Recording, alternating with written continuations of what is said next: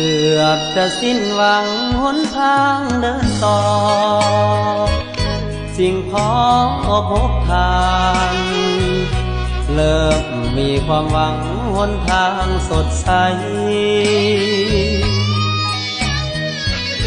ตอนนี้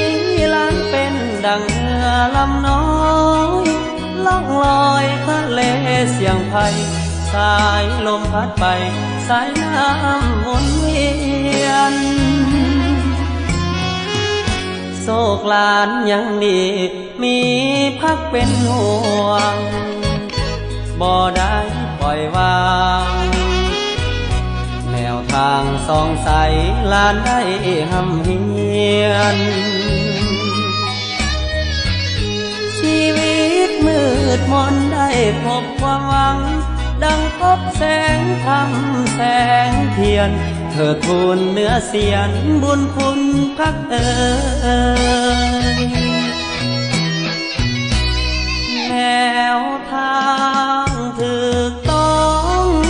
ปองดองทางศาสตร์ลูกหลานบ่อาจลงลืมได้เลยทั้งเป็นพิการเพิ่นยังเลี้ยงดูเป็นผัวเพื่อนผู้ชอบเคยผู้นำเฮาเอ่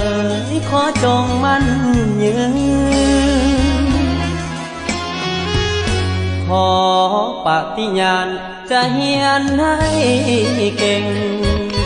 เพื่อกุ้มตนเองทำเฮียนสอบเส็งห้าวหันบุกบือให้เป็นคนดีของชาติดังฝันถึงเป็นพิการคมคืนอยากคืนเหมือนตาเห็นหน้าผู้มีพระคุณ